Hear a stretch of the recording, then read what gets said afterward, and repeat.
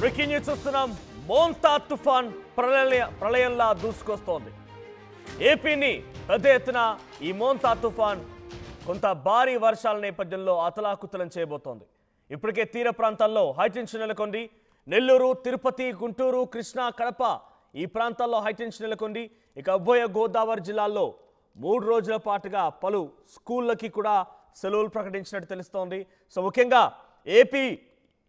ఏపీకి ఈ మోంతా తుఫాన్ గండం దూసుకొస్తోంది. ఆగ్నేయ బంగాళాఖాతంలో ఏర్పడినటువంటి తీవ్రమైన అల్పపీడనం నిన్న వాయుగుండంగా బలపడింది. అయితే కాకినాడకి 920 కిలోమీటర్ల దూరంలో ఈ వాయుగుండం కేంద్రీకృతమైంది. పశ్చిమ వాయు దిశగా ఈ వాయుగుండం తరలుతోంది. ఇది పూర్తిగా తీవ్రమైనటువంటి వాయుగుండంగా రూపాంతరం చెందబోతోంది. సోమవారం రోజున ఆల్రెడీ ఇప్పటి నుంచి వర్షాలు స్టార్ట్ అయ్యాయి. బట్ దీని తీవ్రత రేపు ఎల్లుండి మరింత తీవ్రంగా ఉండే అవకాశం ఉంది. సో 3 రోజుల పాటుగా అటు పలు ప్రాంతాల్లోని స్కూళ్ళకి కూడా సెలవులు ప్రకటించారు. అయితే మంగళవారం రోజున సాయంత్రం లేదా బుధవారం రోజున వరకు కూడా ఇది పూర్తిగా మచిలీపట్నం, కళింగపట్నం మధ్య కాకినాడ సమీపంలో తీరం దాటే అవకాశం కనబడుతోంది. సో అటు మోంతా తుఫాన్ హెచ్చరికలతో ఏపీ ప్రభుత్వం అప్రమత్తమైంది. అన్ని జిల్లాల కలెక్టర్లకి ముఖ్యమంత్రి చంద్రబాబు ఆదేశాలు జారీ చేశారు. సో మోంతా తుఫాన్ నేపథ్యంలో ఏపీ ఉత్తర దక్షిణ కోస్తా జిల్లాలో 4 రోజుల పాటుగా భారీ నుంచి అతి భారీ వర్షాలు కురిసే అవకాశం కనబడుతోంది. ఎక్కడికక్కడ అధికారులు కూడా అలర్ట్ అయ్యారు. అధికారులు అలర్ట్ అవడమే కాకుండా ప్రస్తుతానికి పలు ప్రాంతాలకు కూడా అలర్ట్స్ జారీ చేశారు. సో ప్రస్తుతానికి సత్యసాయి జిల్లాలో, అనంతపురం జిల్లాలో, కర్నూలు, ఎన్టీఆర్, ఏలూరు, అల్లూరి ప్రస్తుతం ఈ జిల్లాలో మోస్తారు నుంచి భారీ వర్షాలు కురుస్తూ ఉన్నాయి. సో అటు 28వ తేదీ తీవ్ర తుఫానుగా మారే సమయానికి దీని ప్రభావం మరింతగా పెరిగే అవకాశం కనబడుతోంది.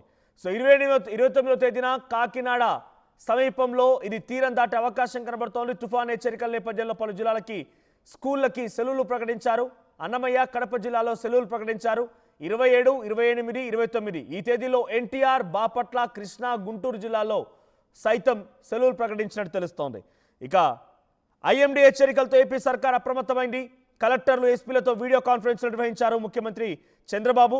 ప్రాణ నష్టం, ఆస్తి నష్టం జరగకుండా చర్యలు తీసుకోవాలని ఆదేశాలు జారీ చేశారు. ఇక కోస్తా జిల్లాలకు సంబంధించి కలెక్టర్లందరూ ప్రత్యేక యాక్షన్ ప్లాన్ సిద్ధం చేసుకోవాలని చెప్పి కూడా ముఖ్యమంత్రి ఆదేశించినట్టు తెలుస్తోంది. ప్రతి జిల్లాకి ఇన్ఛార్జ్ అధికారులను కూడా నియమించి సహాయక చర్యలు పర్యవేక్షించాలని చెప్పి ముఖ్యమంత్రి ఆదేశించారు. తుఫాన్ ప్రభావిత ప్రాంతాల్లో ఎక్కువగా జిల్లాలో విద్యుత్, తాగునీటి సరఫరాకి అంతరాయం కలగకుండా ముందస్తు చర్యలు తీసుకోవాలని ముఖ్యమంత్రి అన్నారు. ఇక తుఫాన్ దృష్ట్యా Kakinada collector, deputy CM Pawan Kalyan పలు సూచనలు జారీ చేశారు. మరింతగా అప్రమత్తంగా ఉండాలని ఆదేశాలు జారీ చేశారు. ఇక ఎన్టీఆర్ జిల్లాపై మోంతా తుఫాన్ ప్రభావం తీవ్రంగా ఉండే అవకాశం కనబడుతోంది. తూర్పుగోదావరి, అన్నమయ్య జిల్లాలో కూడా భారీగా వర్షాల నేపథ్యంలో 2 రోజుల పాటుగా సెలవులు ప్రకటించారు సోమ మంగళవారాల్లో. ఇక కృష్ణా జిల్లాలోని అన్ని ప్రభుత్వ, ప్రైవేట్ పాఠశాలలకి 3 రోజుల పాటుగా సెలవులు ప్రకటించగా అటు మరికొన్ని జిల్లాలో కూడా ఇదే రకమైనటువంటి ఆదేశాలు పాటిస్తున్నారు. ఎన్డీఆర్ఎఫ్, ఎస్డీఆర్ఎఫ్ ఈ సిబ్బంది మొత్తం కూడా సిద్ధంగా ఉన్నారు. టీంలన్నీ కూడా సన్నద్ధమయ్యాయి. ఇప్పటికే కలెక్టర్లు, ఆర్డీఓలు, తహసీల్దార్ కార్యాలయాల్లో కూడా కంట్రోల్ రూమ్లు ఏర్పాటు చేశారు. ఎవరిని కూడా సెలవులో వెళ్ళినటువంటి ప్రభుత్వ ఉద్యోగులందరినీ కూడా వెంటనే కార్యాలయంలోకి చేరుకోవాలని ఆదేశాలు జారీ చేశారు. సెలవును రద్దు చేశారు. ఇదిలా ఉంటే తెలంగాణలో కూడా వచ్చే 4 రోజుల పాటుగా మోస్తారు నుంచి భారీ వర్షాలు కురిసే అవకాశం ఉన్నట్టుగా వాతావరణ శాఖ అధికారులు హెచ్చరికలు జారీ చేస్తున్నారు.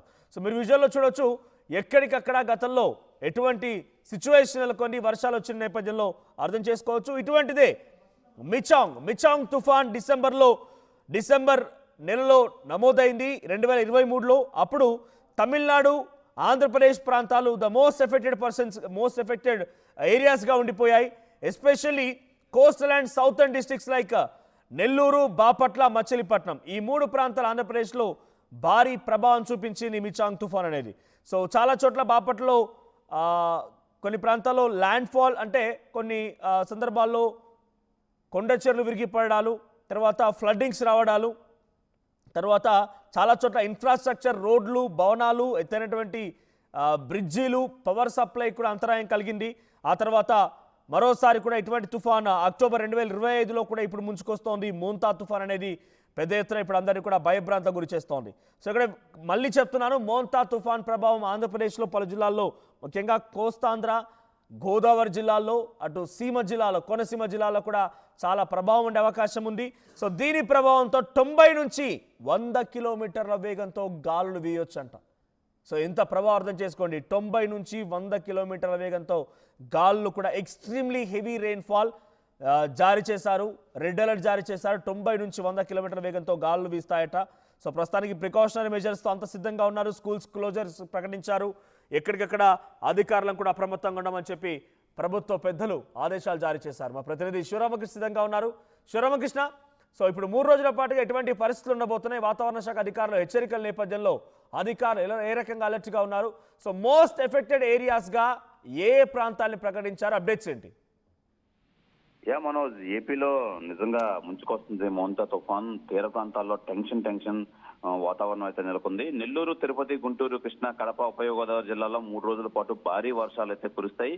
ఈ నేపథ్యంలో మొత్తం అంతా ఈ గాలులు, ఈదురుగాలులు నిజంగా 90 నుంచి 100 కిలోమీటర్ల వేగంతో చాలా భీకరమైన దృశ్యాలు అయితే ఏర్పడే అవకాశం ఉందని చెప్పి వాతావరణ శాఖ అయితే తెలియజేస్తున్నారు. బంగాళాఖాతంలో బలపడిన వాయుగుండం 28న కాకినాడ సమీపంలో తీరం దాటే అవకాశం ఉందని చెప్పి వాతావరణ శాఖ అంచనా వేస్తుంది. తుఫాను హెచ్చరికల నేపథ్యంలో పలు జిల్లాల్లో స్కూళ్ళకి సెలవులు అయితే ప్రకటించారు. 27, 28 తేదీలో తూర్పుగోదావరి, అన్నమయ్య, కడప జిల్లాల్లో సెలవులు అయితే ప్రకటించారు. 27, 28, 29 తేదీల్లో ఎన్టీఆర్, బాపట్ల, కృష్ణా, గుంటూరు జిల్లాల్లో అయితే సెలవులు ప్రకటించారు. కోనసీమ జిల్లాల్లో కూడా సెలవులు ప్రకటించే అవకాశం అయితే ఉంది. ఏదైనా ప్రధానంగా ఈ మోంతా తుఫాన్ అయితే మట్టికి చాలా తీవ్రమైనగా వస్తుంది. ఈ నేపథ్యం మొత్తం అధికారులందరూ అప్రమత్తం చేశారు రాష్ట్ర ముఖ్యమంత్రి చంద్రబాబు నాయుడు.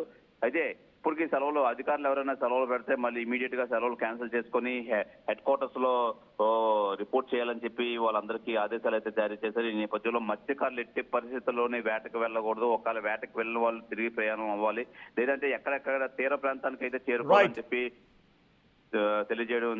తెలియజేశారు వాతావరణ శాఖ. Manoj, right, thank you Sivaramakrishna. So మొత్తంగా ఆగ్నేయ బంగాళాఖాతంలో ఏర్పడిన అల్పపీడనం వాయుగుండంగా మారింది.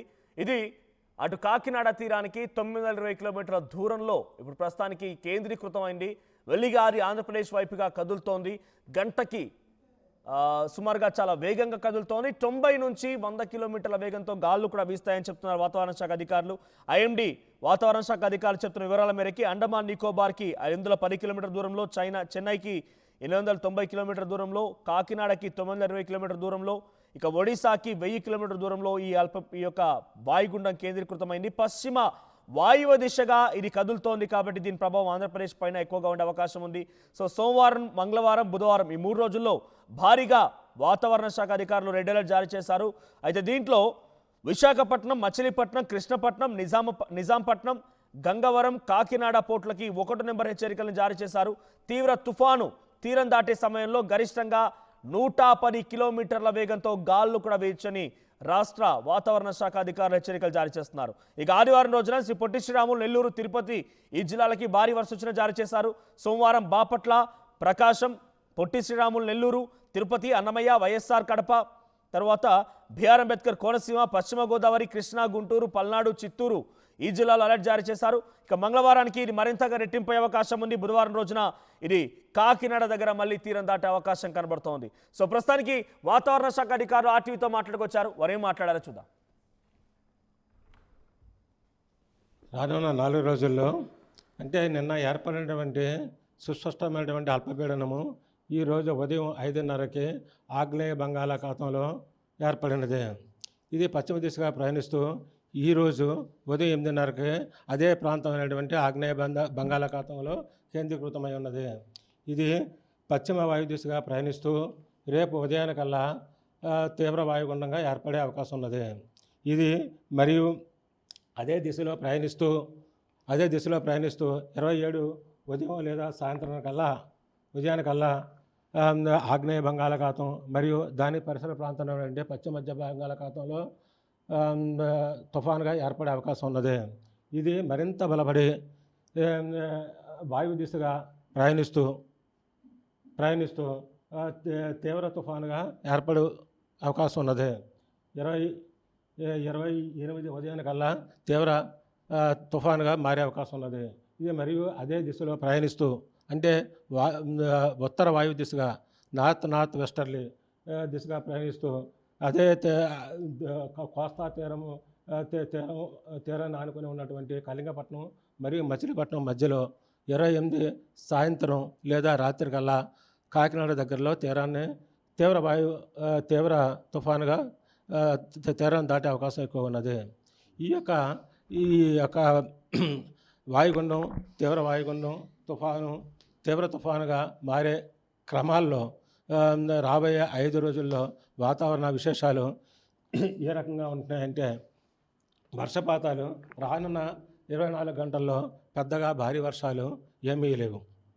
కాకపోతే రానున్న 24 గంటల్లో కోస్తా ఆంధ్ర మరియు రాయలసీమల్లో 1-2 చోట్ల మామూలు పలు చోట్ల చెదురుముదురు వర్షాలు పడే అవకాశాలు ఎక్కువగా ఉన్నవి. తదుపరి 48 గంటల్లో అనగా 26వ తారీఖున దక్షిణ కోస్తా జిల్లాలైనటువంటి నెల్లూరు, తిరుపతిలో 1-2 చోట్ల భారీ వర్షాలు కురిసే అవకాశాలు ఎక్కువగా ఉన్నవి. మరియు మూడో రోజు అయినటువంటి 27వ తారీఖున దక్షిణ కోస్తా జిల్లాలైనటువంటి బాపట్ల, ప్రకాశం,